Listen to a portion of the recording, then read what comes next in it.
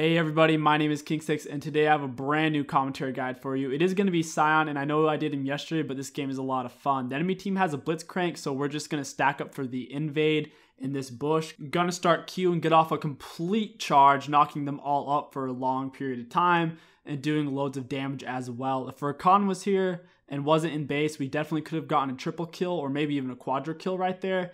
But unfortunately, he was AFK. The Tristana does keep chasing, and I don't know how, but she does kill Cho'Gath. For some reason, Cho'Gath ran down to the most random bush he could find, thought, hey, this is a good place to go back, and somehow Tristana smelt him out, so that was very strange. I started my Q too early when I was doing blue buff and actually missed it. You guys probably saw that was really bad. Once you're level 2, walk up to Wolves, auto attack, charge up a full Q with your W on, let go, and now reactivate your W. It's important that you have your W on to start with while you're charging up your Q. That way you'll absorb some damage. Same thing with Raptors, auto attack, have your W on, full charge a Q, and then after they're coming out of stun, then release your W to get off the damage. Don't wait too long to reactivate your W, because if they do break it, you won't be able to use the damage aspect of it, which is absolutely huge. Gonna do the same thing to red buff, clearing it fairly quickly. I see Cho'Gath over here. He does get Scuttle, but he uses his Smite. And now I know he didn't do Gromp, because if Cho'Gath did Gromp, he definitely would use Smite since he clears it really slow. I also click tab and look at his CS, so I figure he's going to go to his Gromp, and I know his Smite isn't up, so I don't really have to worry about Smite fighting. I actually have a lot more damage than him, believe it or not, so I'm just going to start attacking it. I do get the knockup, which is crazy, knock the Gromp into him as well with my E, get off a few auto attacks with red buff, and Jax comes down to do his best to help. I have way more health than him, so I'm not really quite sure what he thinks he's going to do. Flash, E, W, charge up my Q, and I get the kill. Luckily, Aatrox did already blow Jax's flash. If Jax had flash, he definitely would have gotten away there, but luckily he didn't. Cho'Gath was definitely fucked though. I mean, there's no way he was going to get away at that point. I have a lot of gold now, so going back was the best choice possible. Getting my Balmy Cinder is amazing. If you can get that on your first back, that's great. And if you can afford Boots of Speed, that's even better. If you can't afford Boots, then you might just go for your Blue Smite Boots instead of Balmy's Boots.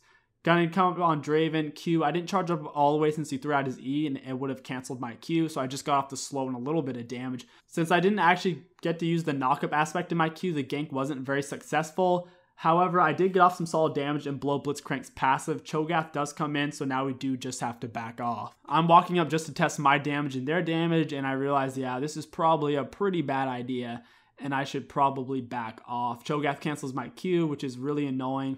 They have so many different tools to cancel my Q channel, which is very, very frustrating. Gonna clear my Gromp, get some more vision, take this plant from Cho'Gath because I'm the man. Cho'Gath can't really stop me. His red is up, so I figured he'd be over here. I just saw him smite it. He wasted it. Took the big one from him. Now taking the little ones as well. I'm gonna wait in the bush for him. I missed my E like a retard. I do land my W though in an auto attack. He's missing about half his HP and I'm being chased. The enemy bot lane is missing, so now I'm just running at this point. I am gonna get pulled, which was bad of Blitzcrank to do it then. He should have waited a little bit. And I'm just going to walk around the Nivea wall, hit the plant, and walk to freedom. It's honestly really funny that all three of them came to get me.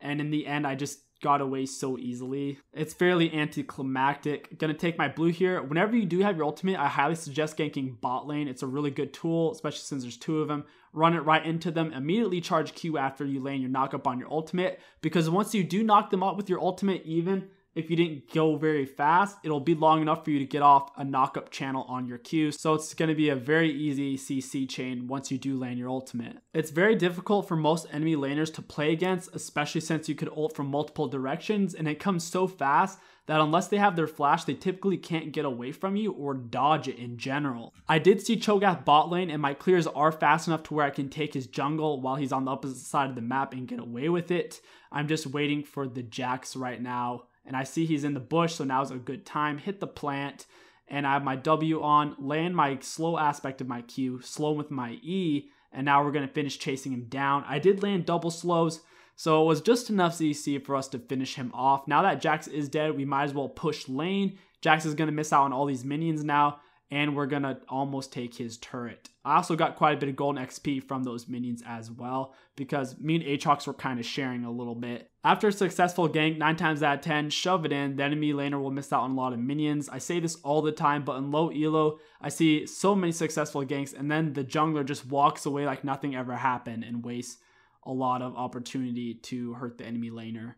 Cho'Gath a little bit out of position here, gonna ult, line him up against the wall. He flashes, Jax walks backwards, and I miss both of them. I would have hit Cho'Gath for sure if he didn't flash because I lined him up against the wall the same way you land Blitzcrank hook. I almost landed my knockup on my Q onto Jax, but Cho'Gath knocked me up. I didn't even see Cho'Gath's little circle, but it's whatever. For some reason, he thinks that turret's gonna save him. Land the slow, land my knockup, do my best to stay on him with my red buff since my red buff does apply a pretty big slow, and it gives Aatrox time to jump in and finish off the kill. Jax is fairly low, and I wanted to kind of kill him, but I knew I probably wouldn't be able to. I was just trying to get him off the turret, so that way he'd miss out on a lot of gold and XP.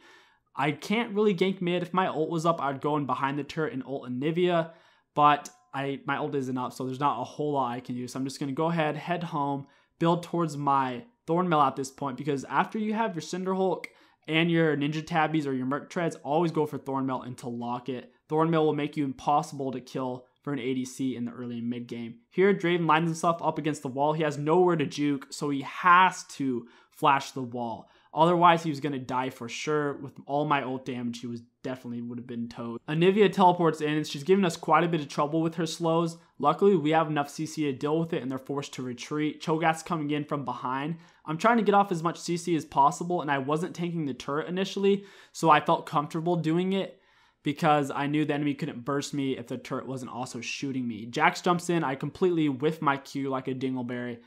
I am low on HP, but my W's up, so that gives me a massive shield. I'm going to walk up, land my W, and activate my Q once again, getting a double knockup, leaving Draven a sitting duck for our Tristana. Jax goes back in. I believe he did flash there, and he trades 1-for-1, which isn't really worth it.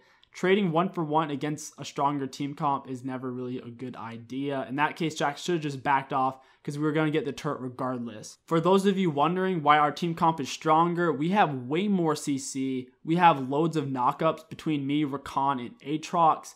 There's just really no way for the enemy team to team fight us with the Jax. I mean, Jax of all characters can't really team fight very well.